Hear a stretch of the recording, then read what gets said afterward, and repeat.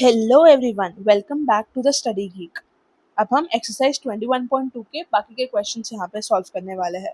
So the next question is how many poles can be erected over a length of 50 metre if the distance between two consecutive poles is 2 metre.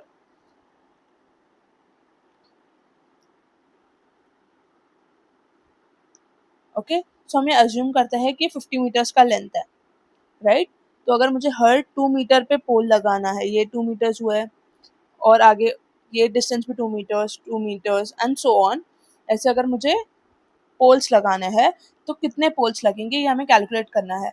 तो हमें overall length कितनी दी है 50 metres and हर पोल कितने distance पे लगाना है 2 metres. तो number of poles कितने होंगे? So number of poles will B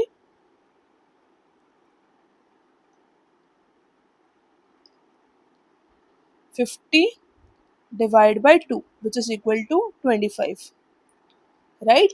but जब हम पोल्स लगाना स्टार्ट करते हैं तो हम जब ऐसे कैलकुलेट करते हैं तो हम यहाँ से 2 मीटर के डिस्टेंस पे एक पोल, फिर 2 मीटर्स के डिस्टेंस पे एक पोल, ऐसे कैलकुलेट करते जाते हैं। बट हम ये मिस्टेक करते हैं कि हम स्टार्टिंग में भी तो एक पोल लगाएंगे, यहाँ से हम स्टार्ट करेंगे तो फर्स्ट पोल यहाँ पे होगा, फिर फर्स्ट पोल से यहाँ पे 2 मीटर्स का गैप होगा एंड सो ऑन। तो जब हम ऐसे कैलकुलेट करते हैं तो इसमें हम ये वाला पोल काउंट नहीं करते, तो इसीलिए हमारा फाइनल आंसर होगा 25 plus 1 considering the first pole at 0 metres का डिस्टेंस। सो 25 प्लस 1 होता है 26। So total number of poles that will be erected will be 26, which is option 2. Moving on to the next question, 9 meter square is equal to how many centimeter square? अब हमें पता है 1 metre is equal to 100 centimetre, right? So 1 metre square कितना होगा? 1 metre square will be 100 square which is equal to 10,000, ये हो जाएगा centimetre square. So 1 metre square is equal to 10,000 centimetre square. So अब 9 मीटर स्क्वायर हमें calculate करना है, तो it will be 9 into 10,000 which is equal to 90,000 centimetre square, जो कि है option 3। Moving on to the next question, how many saplings are planted on both sides of a 3 kilometer long road if the distance between any two saplings is 10 meters? So अगर आप ध्यान से देखें तो this is like one of our previous questions, जो 9th question हमने solve किया था, जहाँ पे हमने poles erected, कितने poles erect करेंगे वो calculate किया था, तो ये similar ही है। तो यहाँ पे भी हम assume करते हैं कि एक 3 किलोमीटर long road है। सो हमारा सैपलिंग कहाँ पे होगा? एवरी 10 मीटर्स के डिस्टेंस पे। सो यहाँ पे एक सैपलिंग, दूसरा सैपलिंग एंड सो ऑन। सो हम कैसे कैलकुलेट करेंगे? हम distance of the road upon the distance between each sapling ऐसे डिवाइड करेंगे तो हमें नंबर ऑफ सैपलिंग्स मिल जाएंगे। बट अगर आप यहाँ पे ध्यान से देखो तो दोनों वैल्यूज की यूनिट्स अलग है। यहाँ पे 3 किलोमीटर्स एंड 10 मीटर्स दिया गया है, तो सबसे पहले हम 3 किलोमीटर्स को मीटर्स में कन्वर्ट करेंगे, right? So 1 kilometer is equal to 1000 meters. So 3 kilometers will be equal to 3 into 1000, which is 3000 meters. So number of saplings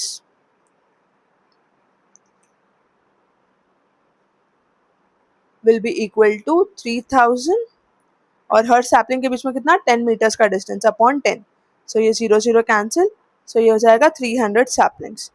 अब ये 300 सैपलिंग्स, बट यहाँ पे अगेन हमने जो फर्स्ट वाला सैपलिंग 0 मीटर्स के डिस्टेंस पे यहाँ पे जो ग्रो किया होगा वो तो हमने कैलकुलेट ही नहीं किया। सो total number of saplings will be 300 and यहाँ पे हम +1 करेंगे, सो ये हो जाएगा 301। अब हमें यहाँ पे क्या बोला गया है? क्वेश्चन ध्यान से देखना, हमने क्वेश्चन में बोला गया बोथ द साइड्स, तो ये तो हमने सिर्फ एक ही साइड ऑफ द रोड के लिए कैलकुलेट किया। अब हमें दोनों साइड्स ऑफ द रोड पे लगाना है, तो दूसरे साइड के लिए कितना होगा? अगर एक साइड के लिए 301 है तो दूसरे साइड के लिए भी 301 होगा। So total will be 301 plus 301 which is equal to 602। So हमारा फाइनल आंसर है 602, which is option 2. Moving on to the next question, how many liters of water will flow through a tap in 2.5 hours if 25 ml of water flows through it in 1 second.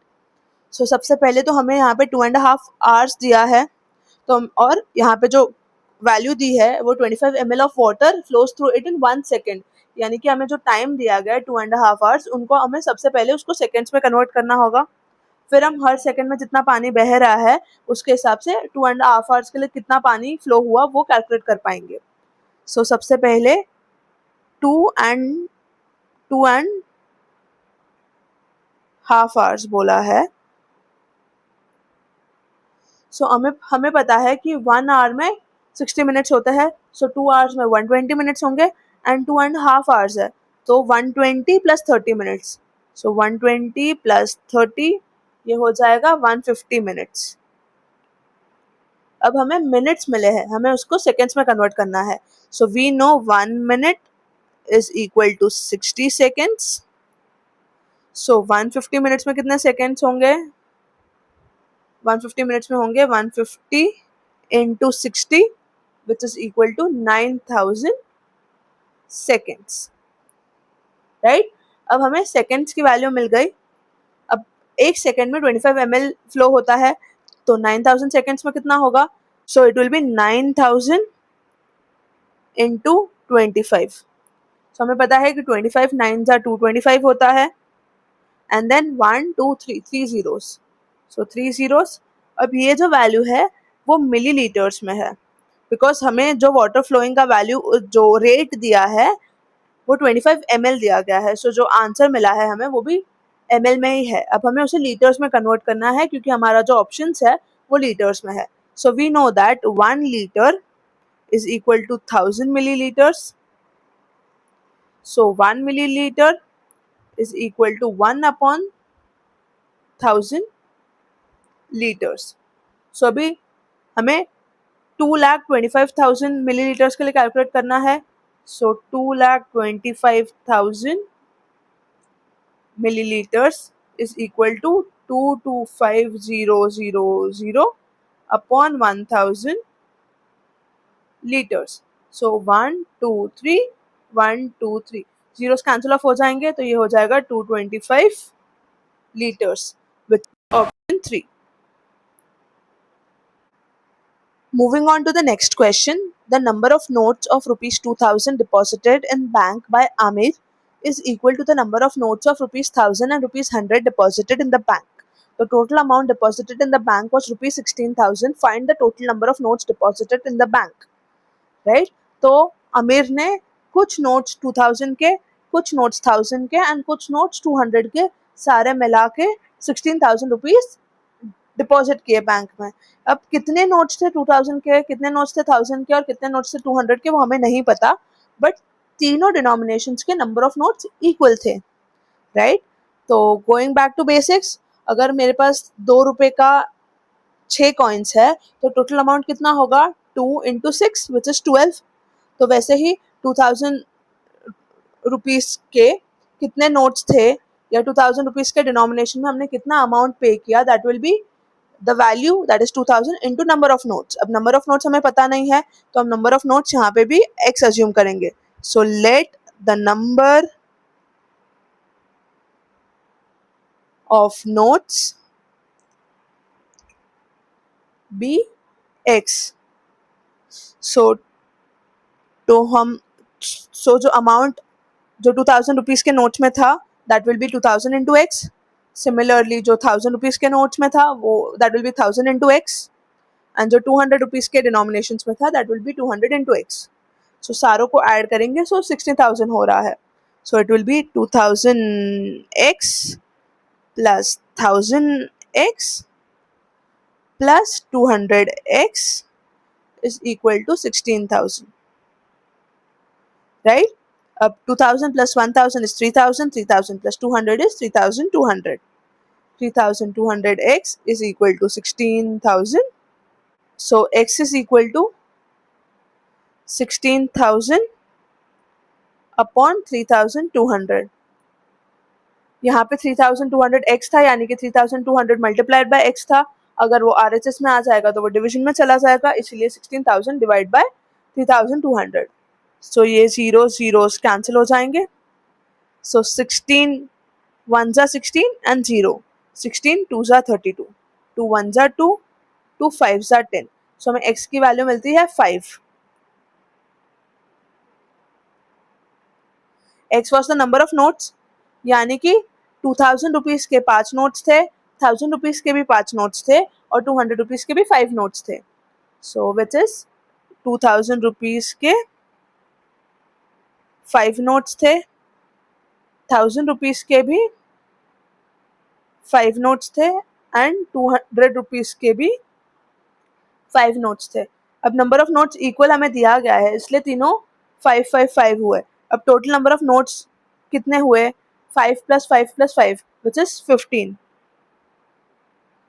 सो यानी कि 15 notes bank में deposit हुए.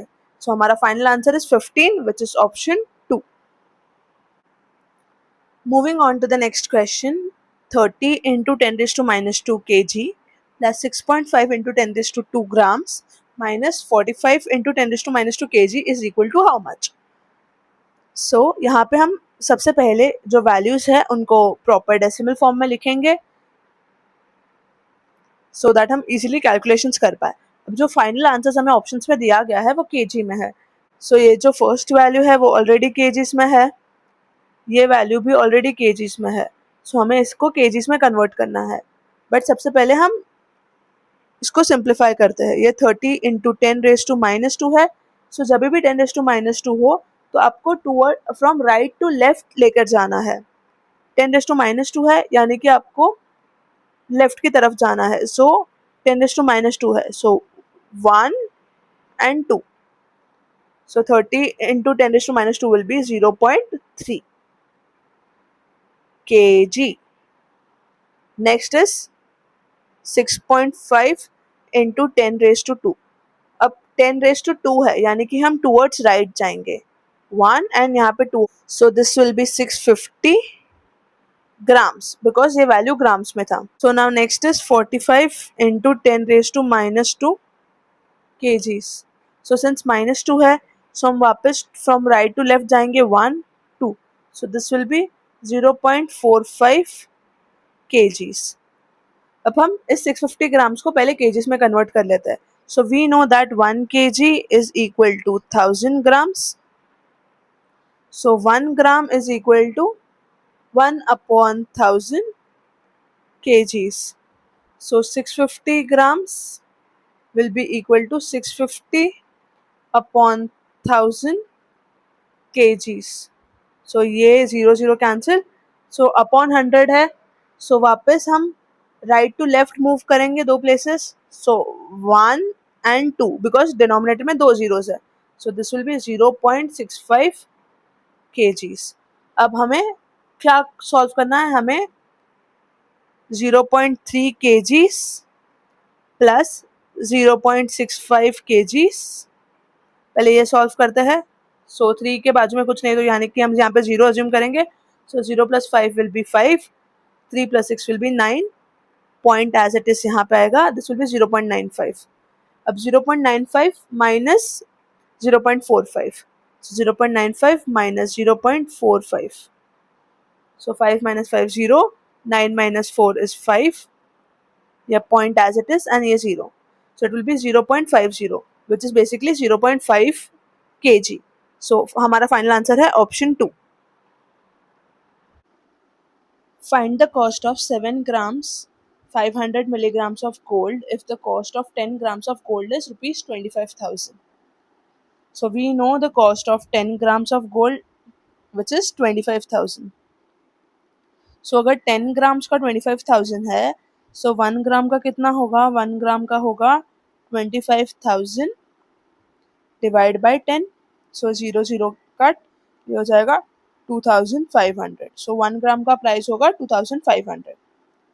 अब हमें 7 grams and 500 milligrams के लिए calculate करना है. सो हमें पहले तो 500 मिलीग्राम्स को ग्राम्स में कन्वर्ट करना होगा. So we know that 1 gram is equal to 1000 milligrams, right. अब अगर 1 ग्राम 1000 मिलीग्राम्स है, so 1 milligram will be equal to 1/1000 grams. So 500 milligram will be 500 upon 1000 grams. 0 cancel. So ये होगा 5/10, which is 0.5 grams. So 7 grams plus 0.5 grams. So ये हो जाएगा 7.5 grams. So 7.5 grams की price क्या होगी? अगर 1 ग्राम की प्राइस 2500 है, so 7.5 ग्राम्स की प्राइस होगी 7.5 into 2500, which is 75 into 250. So हम कैलकुलेट करेंगे 75 into 25 करेंगे पहले तो 5 5s are 25, 7 5s are 35, 35 plus 2 37, 0, 2 5s are 10, 2 7s are 14, 14 plus 1 15. So this will be 1875. 1875 और ये 0 है. So this will be 18750, which is 18,750. So हमारा फाइनल आंसर है 18,750, which is option 4. Moving on to the last question of this exercise, if 8 meters 24 centimeter long iron pipe is to be cut down into 80 millimeters long small pipes, how many such equal pieces would be formed? So यहाँ पे 8 meters 24 centimetres length दिया है and हमें इसको cut करना है 80 millimetre long pipes में. तो सबसे पहले हम 8 मीटर्स 24 सेंटीमीटर्स को मिलीमीटर्स में कन्वर्ट करते हैं. So 1 metre is equal to 1000 millimeters. So 8 meters will be equal to 8 into 1000, which is equal to 8000 millimeters. And 1 centimeter is equal to 10 millimeters. So 24 centimeter will be equal to 24 into 10, which is equal to 240 millimeters. So total कितना होगा 8000. So total कितना होगा 8000 plus 240, which is equal to 8240 millimeters. अब हमें इसको कितने long pipes में cut करना है, मतलब स्मॉल वाले जो पाइप्स है उसका डिस्टेंस क्या है, उसका लेंथ है 80 millimetres. So number of pipes हमें कैलकुलेट करने हैं, नंबर ऑफ पीसेस बेसिकली जो फॉर्म होंगे. So that will be 8240 divided by 80. So ये 0 cut, 8 1s are 8, 8 1s are 8, ये 2 तो नहीं होगा तो 0, 2 होगा रिमाइंडर में, तो 8 3s are 24. So ये होंगे 103 पीसेस. So हमारा फाइनल आंसर है 103, which is option 1.